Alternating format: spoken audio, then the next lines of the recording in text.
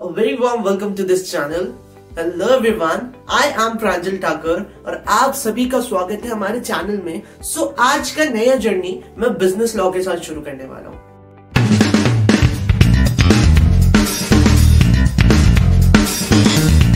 Business law को मैं insight में एक आप सबको देना चाहूँ तो ये एक तरह से नया सब्जेक्ट है हम सबके लिए, I know, but at the same time ये एक बहुत इंटरेस्टिंग सब्जेक्ट बन जाता है अगर आप अगर इसको डीपली समझते हो, ना कि वर्ड्स में फोकस करते हो, क्योंकि इसमें बहुत सारे टेक्निकल वर्ड्स आने वाले हैं। इस वीडियो में हम लोग उसी को डिकोड करके बहुत अच्छे से बिजनेस लॉ को समझने वाले हैं। एट द सेम टाइम अगर मैं बिजनेस लॉ की बात करूं, business law is not a theoretical subject, it is a practical subject और मैं आज आपको उस सब को प्रूव करके दिखाने वाला हूं। देखो, बिजनेस लॉ एज नया सब्जेक्ट है तो इसको एक नए टोन से समझना आप सबके लिए बहुत जरूरी हो जाता है, क्योंकि आपने हर जगह से बिजनेस लॉ कभी नहीं पढ़ा है और इसको टू सम एक्सटेंट हमें इस तरह से पढ़ना है जिससे कि हमारे कंसेप्चुअल नॉलेज भी सही हो जाए, एट द सेम टाइम हम लोग किसी को सामने वाले को समझा भी पाए और हम लोग आंसर राइटिंग में हमारी मदद भी हो जाए। आज की वीडियो में हम लोग बिजनेस लॉ को शुरू करने वाले हैं। आई होप आप सबको ये वीडियो बहुत पसंद आएगा। पसंद आए तो अपनी क्लास ग्रुप में ये वाली वीडियो शेयर कर देना और इसके आने वाली वीडियोस में हम लोग टॉपिक टू टॉपिक वाइज घुसने वाले हैं। आज मैं बता देता हूँ आज की क्लास में मैं करने क्या वाला हूँ। आज की क्लास में मैं बेसिक टर्मिनोलॉजीज जो लॉ के अंडर आते हैं और हमें आए दिन देखने हम लोग रूबरू होंगे उन सारे वर्ड्स के बारे में हम लोग देखेंगे। अभी हम उन सारी बातों को अभी डिस्कस करते हैं। Let's move on to this video. जैसा कि आप सभी को पता है, हमारी सोसाइटी में कई सारे प्रॉब्लम्स अराइज होते हैं। उन प्रॉब्लम्स की रेमेडी के लिए ही लॉ को क्रिएट किया जाता है। सबसे पहले एक चीज लिखना साथ में, सबसे पहले कोई ना प्रॉब्लम अराइज होती है हमारे सोसाइटी में।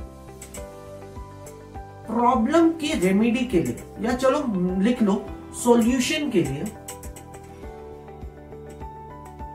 सॉल्यूशन के लिए क्या बनाई जाती है, एक ड्राफ्ट क्रिएट की जाती है। ड्राफ्ट का मीनिंग हमेशा ब्रेन में अभी याद रखना, इसको आगे आने वाली वीडियोस में हम लोग बहुत अच्छे से समझने वाले हैं। ड्राफ्ट के बाद लॉ बनाया जाता है। अब उसके बाद लॉ बनाने का जो प्रोसीजर होता है ना, वो थोड़ा सा भैया लंबा सा है, उसको हम लोग आगे आने वाली वीडियोस में डिस्कस करेंगे। फर्स्ट ऑफ ऑल हमने क्या समझा, हमारी सोसाइटी में कोई ना कोई प्रॉब्लम अराइज हुई होगी, उसके सॉल्यूशन के लिए कोई ड्राफ्ट क्रिएट किया जाता है और उस ड्राफ्ट को हम लोग लॉ में कब तब्दील करेंगे, जब वो उसका जो प्रोसीजर है, जो अकॉर्डिंग हमारे जो लॉ के आधार पे जो उसका प्रोसीजर है, थोड़ा सा रिजिड प्रोसीजर है, प्रोसीजर फॉलो करके लॉ को क्रिएट कर दिया जाएगा।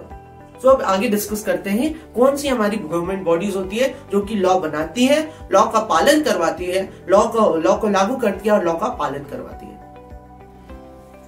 अभी हम लोग देखते जा रहे हैं हमारे इंडिया में जो 3 पॉलिटिकल बॉडी, जिसको हम लोग गवर्नमेंट बॉडीज भी बोलते हैं, वो क्या क्या करती हैं। सबसे पहला होता है लेजिस्लेटिव बॉडी, जो कि लॉ बनाने का काम करती है। तो उसको एज अ नोट्स आप लोग क्रिएट कर लेना, एज अ फ्लो चार्ट बना लेना, इसको 3 बाइफरसेट करके इसको लॉ लेजिस्लेटिव बॉडी में लिख लेना, लॉ बनाने का काम करती है, मतलब इसको लिख लो लॉ बनाती है।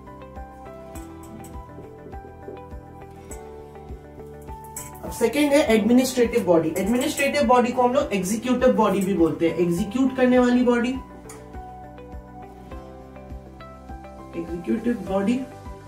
इसका काम क्या है, लॉ को लागू करना।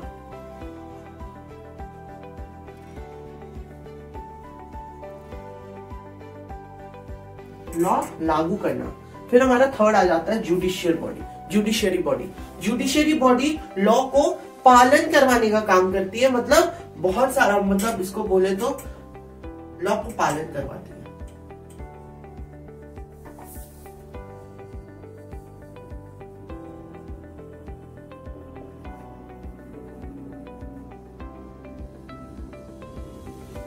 तो देखो हमारी जो 3 बॉडीज है हमने देखा, जैसे कि फर्स्ट बॉडी हमारी लेजिस्लेटिव बॉडी जो कि लॉ बनाती है, एडमिनिस्ट्रेटिव बॉडी जिसको एग्जीक्यूटिव बॉडी भी बोलते हैं वो लॉ लागू करती है, और जुडिशियरी बॉडी जो कि लॉ को पालन करवाती है।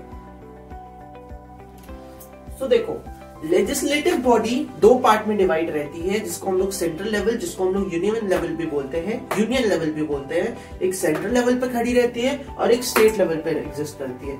स्टेट लेवल को हम लोग थोड़ी देर में डिस्कस करेंगे, बट हम लोग सेंट्रल लेवल को पहले डिस्कस कर लेते हैं। सबसे पहले सेंट्रल लेवल में ना एक चीज जरूर लिख लेना, इसको हम लोग यूनियन लेवल पे बोलते हैं।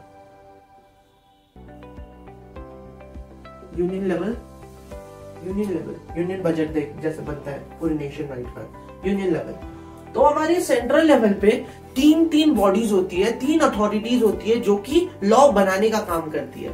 सबसे पहले उसमें आते हैं हमारे honourable president of India. President of India वो लॉ बनाने का काम करती है, वो भी पार्ट होती है। सेकेंड आता है council of state. Council of state को हम लोग राज्यसभा भी बोलते हैं। काउंसिल ऑफ स्टेट को हम लोग राज्य सभा भी बोलते हैं। प्रेसिडेंट ऑफ इंडिया राष्ट्रपति, राज्यसभा और फिर हाउसेस ऑफ पीपल को हम लोग लोकसभा बोलते हैं।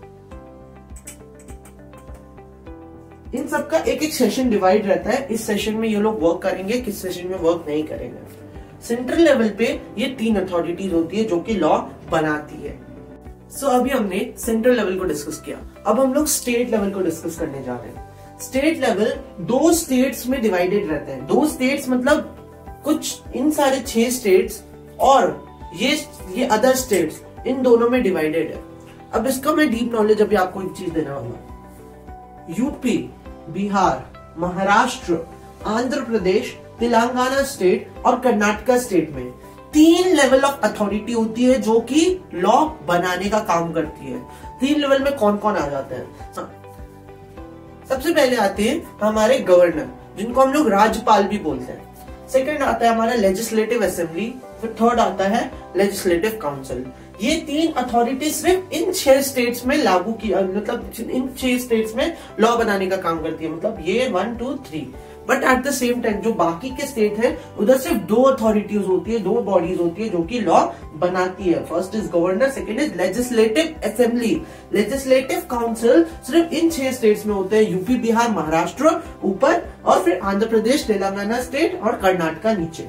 यूपी बिहार ऊपर, महाराष्ट्र, आंध्र प्रदेश, तेलंगाना स्टेट और कर्नाटका नीचे। मतलब इंडिया के मैं मैपिंग के बारे में बताऊं तो इन सारे स्टेट में 3 लेवल है, governor, legislative assembly, legislative council. But at the same time अगर हम लोग इधर बात करें other than these states, governor, legislative body, सिर्फ 2 बॉडीज होती है।